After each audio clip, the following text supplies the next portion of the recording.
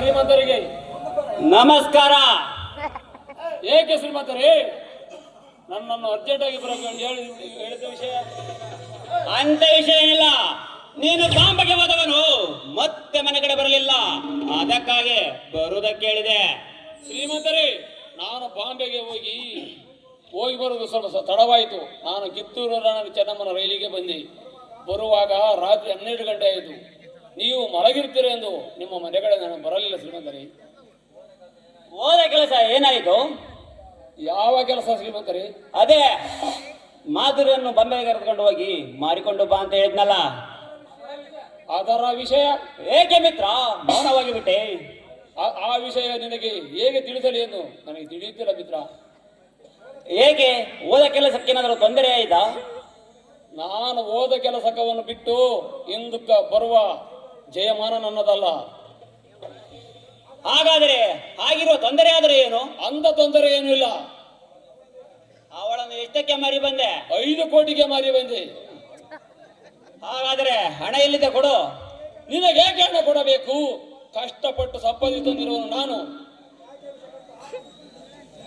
ಯಾಕೋ ವಿಷಗಂಟ ಈ ರೀತಿಯಾಗಿ ಮಾತನಾಡುವೆ? ಹೌದು ಸೂರ್ಯ, ಅವಳೇನು ನನ್ನ ಒಡ ಹುಟ್ಟಿದ ತಂಗಿಯೂ ಅಲ್ಲ, ಕಟ್ಟಿಕೊಂಡ ಈ ಅಂಡತಿ ಅಲ್ಲ. ನಿನಗೆ ಏಕೆ ಕೊಡಬೇಕು ಹಣ? ಒಳ್ಳೆ ಮಾತಿನಿಂದ ಕೇಳುತ್ತೇನೆ, ನನ್ನ ಪಾಲಿಗೆ ಹಣ ಕೊಡ ಎಂದು. ಹಣ ಕೊಡದಿದ್ದರೆ ನೇನು ಬದುಕುವುದಿಲ್ಲ. ಅಷ್ಟೊಂದು ಸುಲಭವಲ್ಲ ಸಾಯಿಸುವುದು.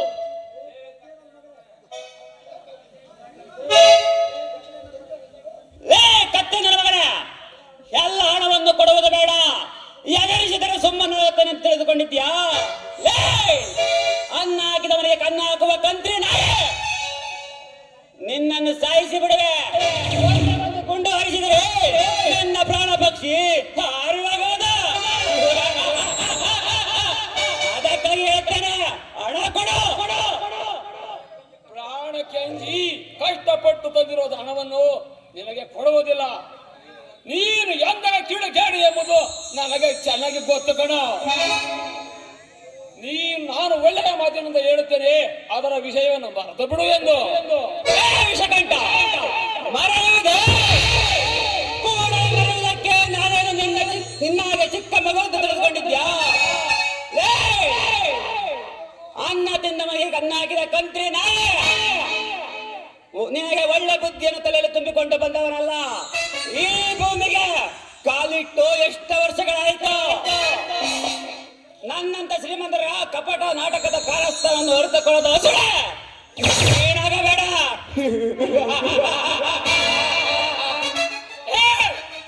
ಮುಚ್ಚು ಬಾಯಿ.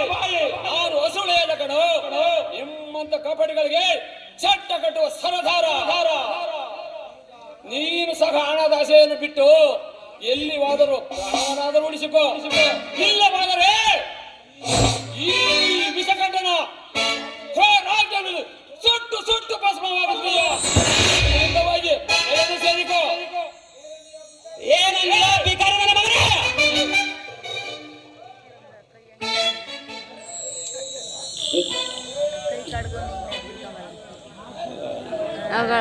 ನೀನಂದ್ರೆ ಭಿಕಾರಿ ನನ್ನ ಮಗನೇ?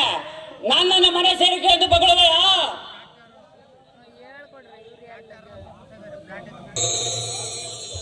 ನನಗೆ ಮನೆಗೆ ಹೋಗೊಂದು ದಾರಿ ತೋರಿಸೋಕೆ ಧೈರ್ಯ ನಿನಗೆ ಬಂತು?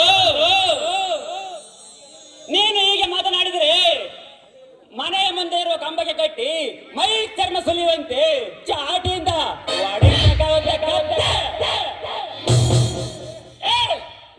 ನಿನ್ನ ದೌರ್ಜನ್ಯಕ್ಕೆ ಎದರಿ ಹಣ ಕೊಡುವ ನಾನು ರಣ ಹೇಳಿ ಅಲ್ಲ.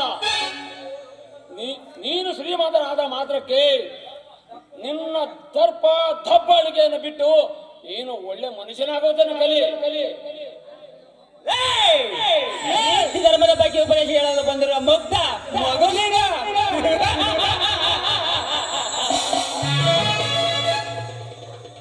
ನಿನಗಿನ್ನ ಗೊತ್ತಿಲ್ಲ ಈ ಸೂರ್ಯನ ಕಪಟ ನಾಟಕ. ನಾನು ಸಾಕಿ ಬೆಳೆಸಿದ ನಾಯಿ ನೀನು. ನಾನು ಹಾಕಿದ ಹಣವನ್ನು ತಿಂದು ನನಗೆ ಬಗಳುವೆಯಾ?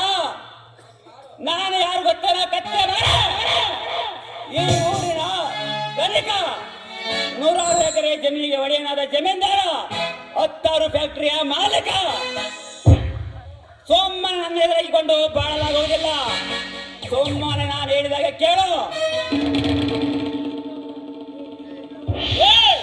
ನೀನು ಎಂತಹವನು ಅನ್ನೋದು ನನಗೆ ಚೆನ್ನಾಗಿ ಗೊತ್ತು ಕಣ. ನಿನ್ನ ಬಗ್ಗೆ ತಿಳಿದುಕೊಳ್ಳೋ ಮೂರ್ಖ ನಾನಲ್ಲ. ಈ ಹಳ್ಳಿಯಲ್ಲಿ ಅಮಾಯಕ ಜನಗಳ ಹಣವನ್ನು ಆಸ್ತಿಗಳನ್ನು ನಿನ್ನ ಹೆಸರಿಗೆ ಮಾಡಿಸಿಕೊಂಡು ನಾನೇ ಈ ಹಳ್ಳಿಯ ಸೂರ ಅಂತ ಮೆರೆಯುವಲ್ಲ, ನಿನಗೆ ನಾಚಿಕೆ ಆಗುತ್ತಿಲ್ಲವೇ? ಬಡತನದಲ್ಲಿ ಬೆಂದು ನೊಂದು ಹೋದ ಜೀವಗಳ ಶಾಪವು ನಿನಗೆ ದೊಡ್ಡ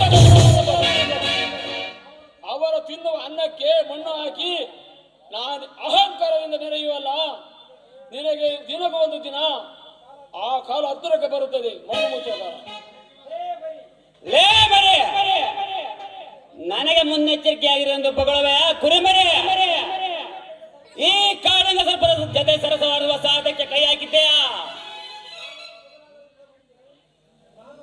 ನಾನು ಮೃಗನಾಗೋಕ್ಕಿಂತ ಮೊದಲು ಮನೆಯಿಂದ ಆಚೆ ತೊಲಗ, ಇಲ್ಲ ಅಂದ್ರೆ ನಿನ್ನ ಕುತ್ತಿಗೆ ಕೈ ಹಾಕಿ ನಾನು ಹೊರ ನೂಕಬೇಕಾಗುತ್ತೆ. ಎಚ್ಚರ! ನಿನ್ನಂತ ಕಾಡು ಮೃಗ ಕಾಡಿನ ಸರ್ಪದ ಸರಿ ಸರಸಡಬೇಕೆಂಬುದೇ ನನಗೆ ತುಂಬಾ ಆಸೆ.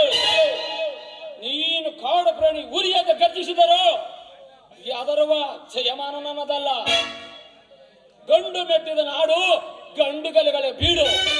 ಇಂತಹ ಸ್ವಾರ್ಥ ಶ್ರೀಮಂತರ ಗುಂಡಿಗೆಯನ್ನು ಬಗೆಯುವ ಗಂಡದೆ ಗಂಡು ಈ ಸಿಂಹ.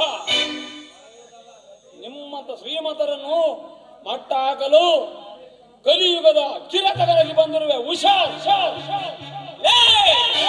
ಮರೆಯುವುದಲ್ಲ, ನಿನ್ನ ಜೀವನದ ಮೊದಲನೇ ಪುಟದಲ್ಲಿ ಬರೆದಿಟ್ಟಿದ್ದೇನೆ, ನಿನ್ನ ಪ್ರಾಣಕ್ಕೆ ಯಮನಾನಂದ. ನಾನೀಗ ಹೋಗುತ್ತೇನೆ, ಮತ್ತೆ ಬರುತ್ತೇನೆ. ನಿನ್ನ ಬಾಳಿನ ಲೆಕ್ಕ ಚುಕ್ತ ಮಾಡಲು ಚಿತ್ರಗುಪ್ತರಂತೆ ಬರುವೆ.